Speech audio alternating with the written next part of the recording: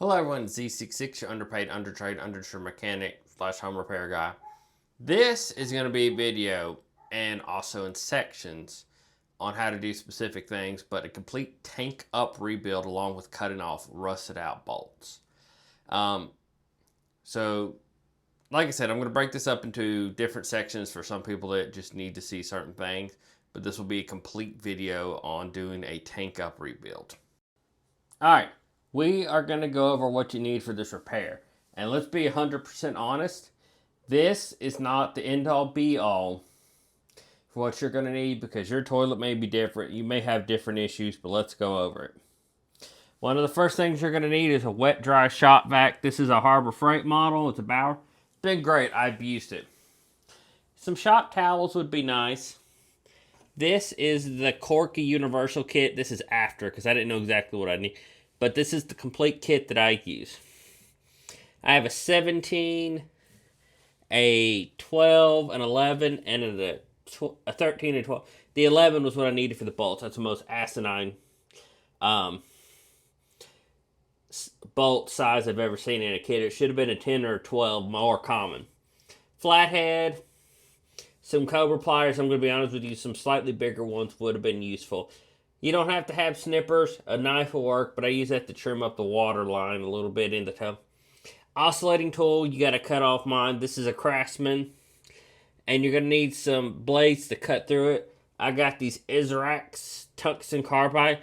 They worked really good. Are they the best in the world? I don't know, but they were very affordable on Amazon. And I'll put links to everything. Obviously not the snap-on plier, but like the channel locks, the Knip X's, and all this stuff, pretty normal. I hope this all helps you. Have a good one. All right, this is the toilet we're working on. Probably the most well-lit this toilet has ever been in this bathroom. So, we're going to start down here and start breaking it down from here and up. So we'll go from there. The first thing we're going to accomplish is turning off the water. Then, we're going to flush as much water out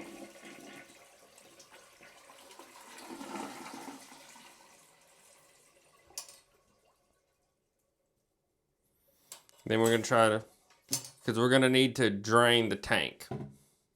So we'll do that next. All right. We're going to start off by taking this off, and I'm just setting it in the tub to be out of the way. Now this is going to be loud. We have a shop vac to drain the rest of the water.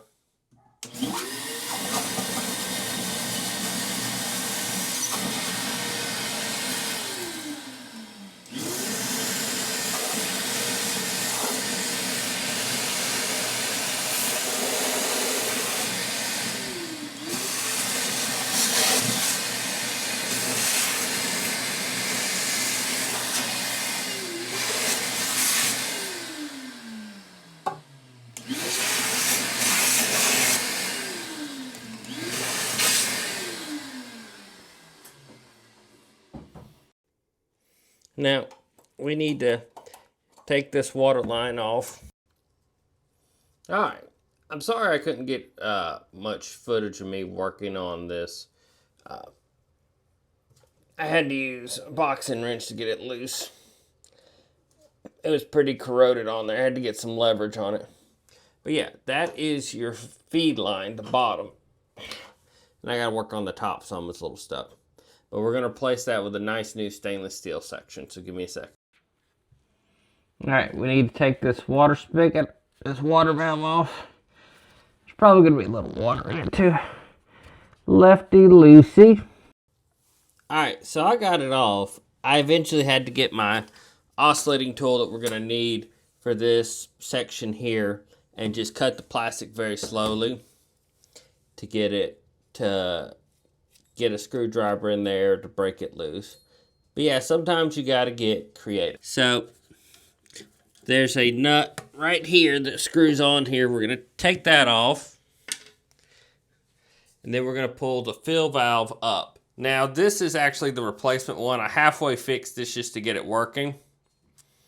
But yours will look older. There's the gasket, and this one's the one you could adjust to fit. we're gonna pull this little tube off, and I gotta trim that up just a little bit. Now, this is our flush valve, and we need to take it off, but we're also gonna go ahead and take this section off too.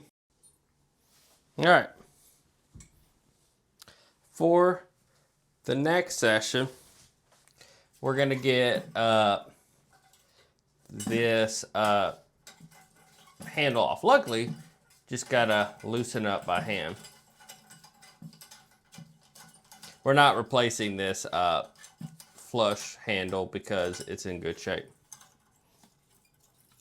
Now, there's a little clip right here, and I'm gonna zoom. So, there's a clip here. We're just gonna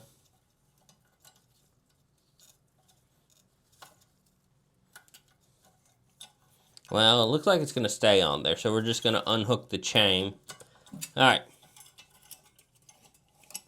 Now that we got that washer off, we're gonna set this to the side. This is one of the few things we are gonna be reusing. And just so things don't get lost, I'm just gonna run this put it on the right. Run a few threads down it. So this flapper valve, you just pull it up. And we might need to reuse this chain, but I doubt it. We're just gonna set that in the tub. And then we're gonna start working on getting the fill valve out. So to get the fill valve off, we need to get these bolts off. This one's not bad, we should be good. This one is leaking and all rusted up, so we're probably gonna replace that. Have to cut that one off. So I'm just gonna have to cut both these bolts off just because I can't, they're just all so bad and rusted up.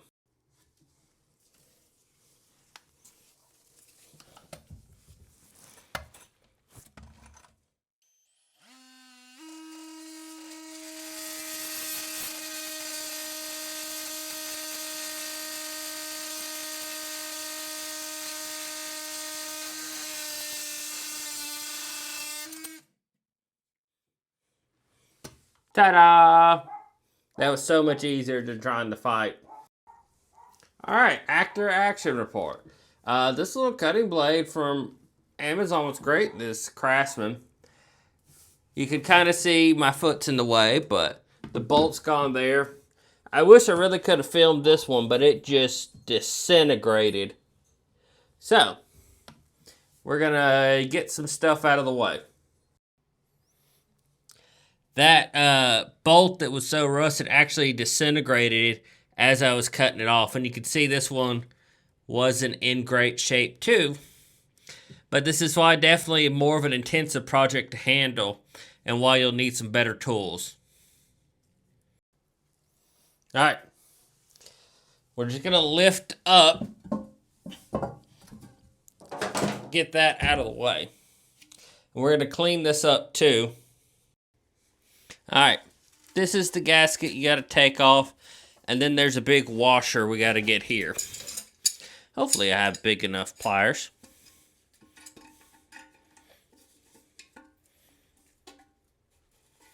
Oh, thank God. I would say a bigger pair of pliers would be beneficial.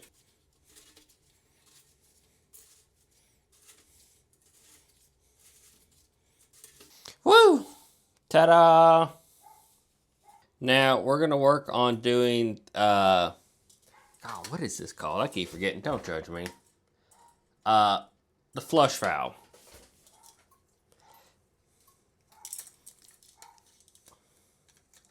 And it just sits in right there. But we got to put our gasket on it too. So we've got the valve there. And we're going to get this tightened down.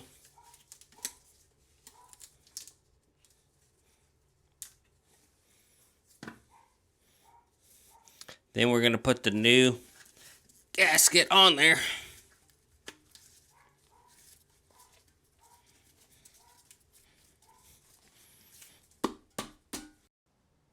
Alright, now that we've got this attached, we're going to put this bowl back on here. And then we're going to put the bolts in.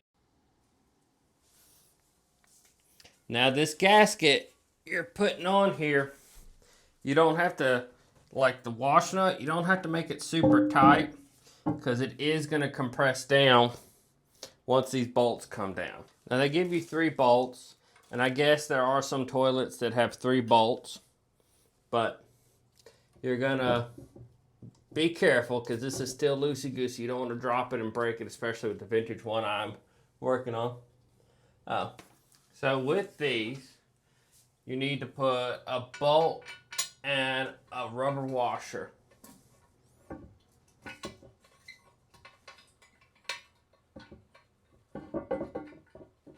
If I can get it in the hole.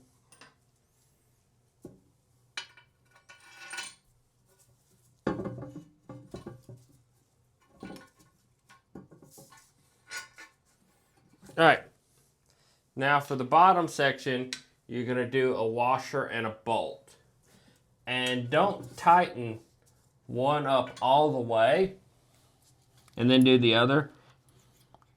You're going to want to do this in stages. Because one, you don't want to have this all cattywampus. 2, you don't want to crack it. And 3, you're going to need to adjust them so you get a proper seal. Alright, so I tighten these bolts down. And I put a decent amount of water in there because I want to get down here.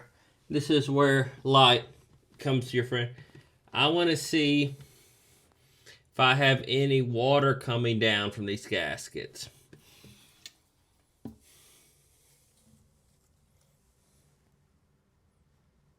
So it looks like we're good. Excellent.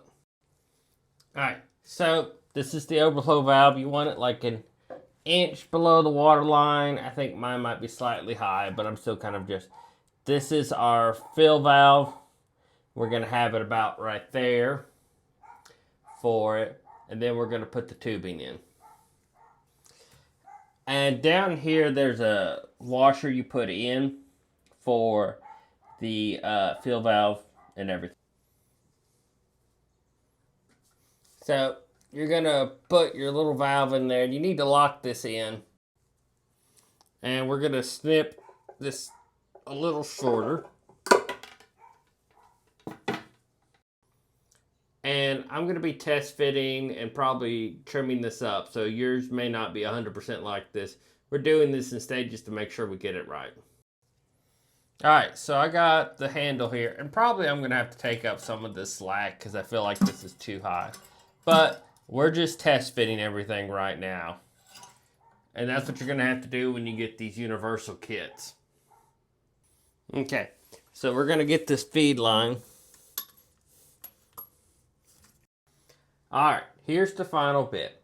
Had to take the chain up a little bit, adjust the float valve. I've tested this a few times to make sure she works with the lid on. That's also a major thing you need to do because you might hit the top of the lid. But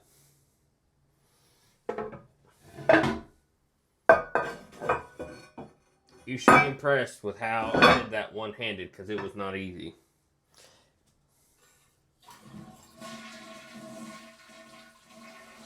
And that's what we needed. There you go. Flushes properly, flushes a lot. There we go. Well, this is E66, your underpaid, undertrained, undershired home repair mechanic. And this was a bit of an involved repair, but this was a lot of really old parts that fought with me and making new work with the old. I hope this video has been helpful. You have a good one. Goodbye.